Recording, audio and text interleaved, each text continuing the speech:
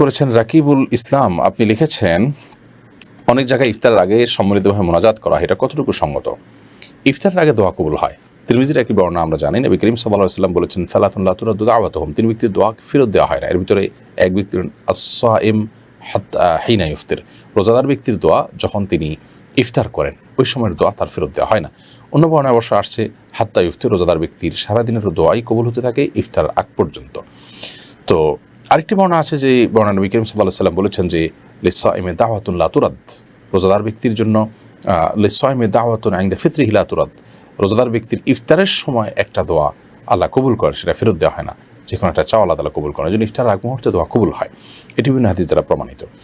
অতএব ইফতারের আগ মুহূর্তে দোয়া করতে হবে। আব্দুল্লাহ ইবনে ওমর রাদিয়াল্লাহু তাআলা আনহু তিনি তার বাসায় ইফতার যখন করতেন পরিবারের লোকদেরকে নিয়ে দোয়া করতেন, এরকম বিবর্ণিত আছে। অতএব এই হাদিসের আলোকে পারিবারিক গণ্ডিতে যদি নিজেরা দোয়া করেন তাহলে সেক্ষেত্রে সেটি জায়েজ হতে পারে এবং সেটি করা যেতে পারে। কিন্তু এর বাইরে আপনার ট্র্যাডিশনাল দোয়া যেটা আমরা করি সাধারণত, অনেক লোক একত্র হয়ে ইফতার পার্টি করে সমস্যার সময় মিলে দলবদ্ধভাবে একজন নেতৃত্বে দোয়া, এরকম দোয়ার বিশেষ কোনো ফরম্যাট না নবী করিম সাল্লাল্লাহু আলাইহি ওয়াসাল্লাম থেকে না সাহাবা ইকরাম থেকে প্রমাণিত। তবে যার যার দোয়া তিনি করতে পারেন, এবং একান্ত ঘরোয়াভাবে যদি হয় সেটি সাহাবীর আমল থেকে প্রমাণিত।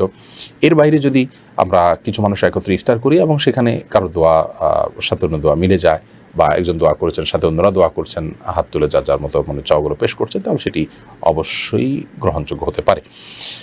তবে দোয়ার একটা গুরুত্বপূর্ণ সময় হলো ইফতার আগ মুহূর্ত। আমরা অনেকেই সেটাকে হেলায় হারিয়ে ফেলি এবং নষ্ট করে ফেলি, যেটা আমাদের করা উচিত নয়। এই সময় আমাদের দোয়ায় মশগুল হওয়া উচিত। এরপরে প্রশ্ন হলো, আমাদের এলাকায় মসজিদ কর্তৃপক্ষ ইতিকাফকারী ব্যক্তির খাবারের ব্যবস্থা করে, ইতিকাফ করার বিনিময় হিসাবে কিছু টাকাও দেয়, এটা কি শরীয়ত সম্মত? ইতিকাফ এটা সুন্নাহ আমল, নবী করিম সাল্লাল্লাহু আলাইহি ওয়াসাল্লামের গুরুত্বপূর্ণ আমলগুলোর একটি, রমজানের শেষ দশকের ইতিকাফ। তো এই ইতিকাফ মসজিদে কিছু মানুষ বসবেন, যদি এলাকাবাসী এতেকাফকারী ব্যক্তিকে টাকা দিয়ে বসান তাহলে সেক্ষেত্রে সেটা এলাকাবাসীর বসানোটাও গুনাহ হবে, আর যে এতেকাফকারী ব্যক্তি টাকা নিচ্ছেন এতেকাফ করে তিনিও গুনাহগার হবেন। হ্যাঁ, খাবারের বিষয়টা হলো যে তিনি বাহির থেকে এসেছেন বা তার বাসা থেকে খাবারের ব্যবস্থা নাই, কিংবা ব্যবস্থা থাকলেও অন্য কেউ মেহমানদারি করতে চাচ্ছেন স্বেচ্ছায়, জাস্ট মেহমানদারি হিসেবে, সেটা কোনো বিনিময় হিসেবে নয়, তাহলে সেটা তো জায়েজ হতে পারে। কিন্তু যদি পারিশ্রমিক দেওয়া হয় তাহলে সেটা দেওয়া এবং নেওয়া উভয়টি নাজায়েজ এবং গুনাহের কথা। কারণ ইতিকাফ একটা নিরেট ইবাদত, আর ইবাদতের বিনিময় গ্রহণ করা এবং বিনিময় দেওয়া উভয়টি কিন্তু গুনাহের কথা। সেই জায়গা থেকে আমাদের সমাজে অনেক এলাকাতে মসজিদে ইতিকাফ করার জন্য লোক খুঁজে পাওয়া যায় না, খুবই দুঃখজনক একটি অধ্যায়।